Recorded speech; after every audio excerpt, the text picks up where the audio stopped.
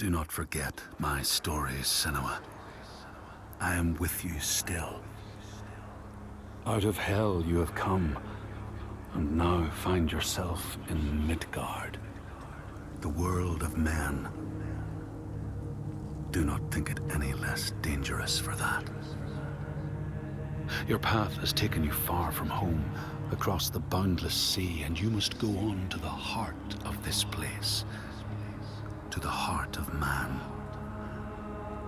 You have seen how the Northmen journey out to conquer, and this is one of their lands, as icy dark as Niflheim, yet as fiery as Muspel. It has not long been claimed, and they try still to tame it.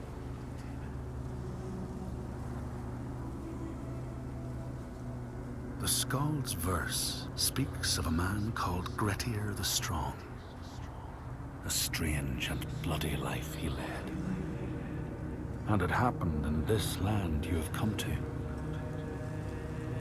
Listen to his story, Senua, for it may in some small way illuminate your own.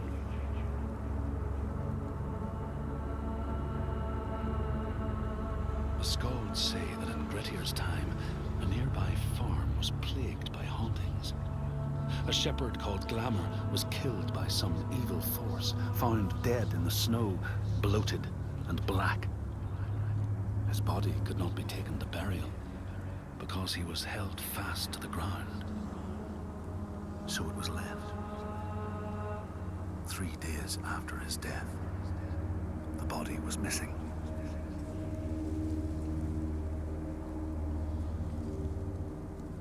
The Skalds tell how the revenant Glamour roamed the settlements, terrifying all those who lived there. Each one he killed, in turn, rose to walk beside him. Thus, evil begets evil. But the man Grettir was proud and overbearing, and thought the Droiger no match for his strength.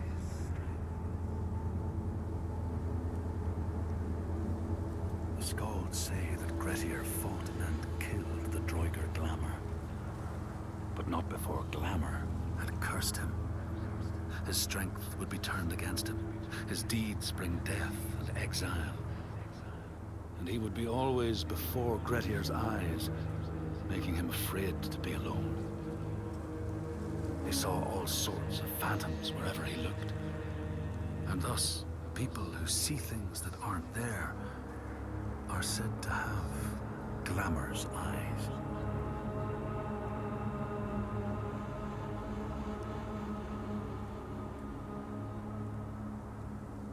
The Skalds tell how in the time of Grettir's kinsman Thorgrim, there was a terrible famine. No crops could be grown, and the fish fled the nets. It lasted years, and the people were desperate. There was no respite even in spring, since terrible gales from the north would rise up and set in for weeks. This is a cold and unforgiving land, Senua.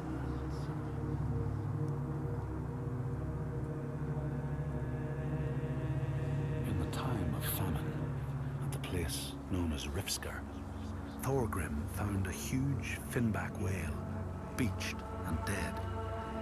His neighbor, Thorfinn, had already found it and was in the process of flensing it.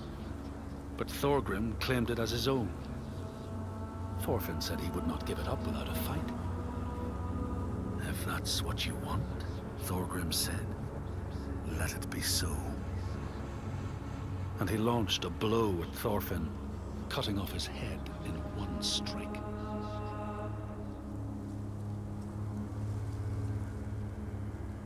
The Skalds say that the neighbors fought, armed only with the knives and axes they had brought to cut up the whale, even picking out the whale ribs to beat down their enemies. Thorgrim's men had loaded their boats with whale meat, but as they went to leave, one of their opponents struck Thorgrim's brother a fatal blow.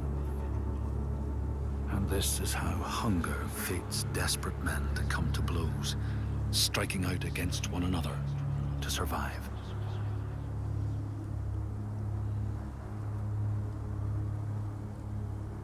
Skalds speak of the time Grettir, traveling with some others, ran into rough weather and docked their boat on an island.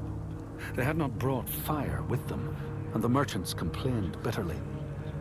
Seeing a great fire blazing on the other side of the strait, Grettir said he would swim over to fetch it. He took off his clothes and struck out across the water, wearing nothing but a cloak.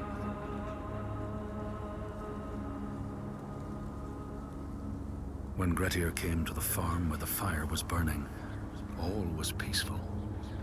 By the time he reached them, his cloak was frozen stiff, and he looked like nothing more than some huge troll. The frightened farmhands struck out at him with the first things to hand, the burning logs from the fire. Grettir fought them off and got the fire he sought. But the sparks from the logs spread fire all over the house, and nobody survived the blaze.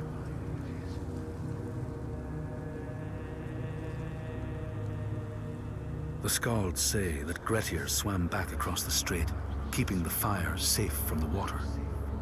His friends applauded Grettir's bravery, but when word spread about the massacre at the farm, people took against Grettir. Nobody wanted anything to do with him, and when the news reached the Althing in the summer, Grettir was pronounced an outlaw. All doors would hence be shut to him.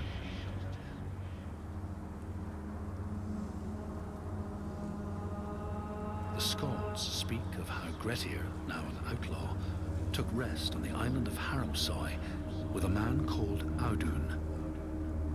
Grettir saw a great yellow glow like a fire rising from the ground.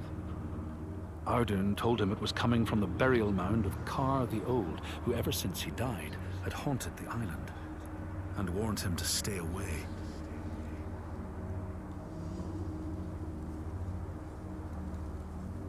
The Skalds say Grettir wanted the sword that was buried in Kar's howe, and would not be deterred from seeking it. He broke the mound open and started digging until he reached the timber props. By this time it was night. Audun warned him again not to continue, but Grettir threw down a rope and went inside the mound.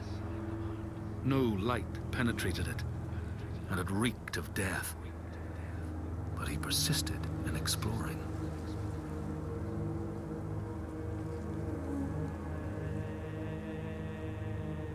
Grettir found the sword he was seeking, Kar's loom, buried in the grave mound.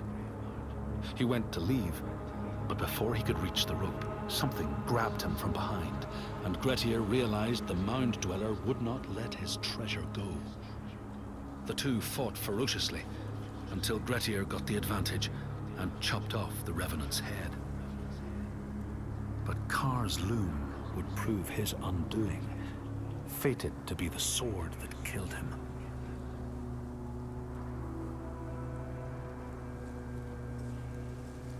The Skald's verse tells how Grettir made many enemies with his proud and overbearing nature. Always quick to anger, his strength and fighting prowess meant that even the most trivial of quarrels met a fatal end. The kinsmen of those he killed or maimed were angry, and because he was an outlaw, no one was allowed to help him.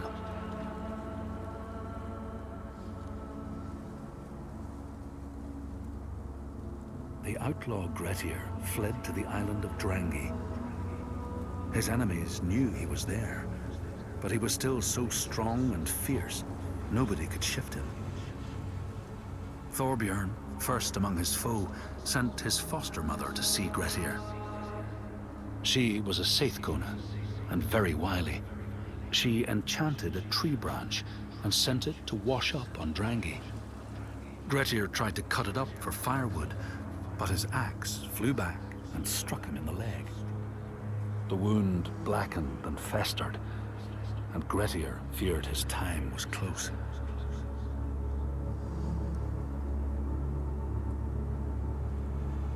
The Skalds say Grettir, wounded by Seithr, was now so weak it was possible for his enemies to defeat him.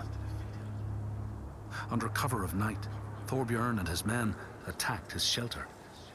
They tried to disarm him, But he clung so firmly to his sword, Kar's loom, that they had to cut off his arm to get it free. Then they used his sword to cut off his head, and the land's mightiest outlaw was dead.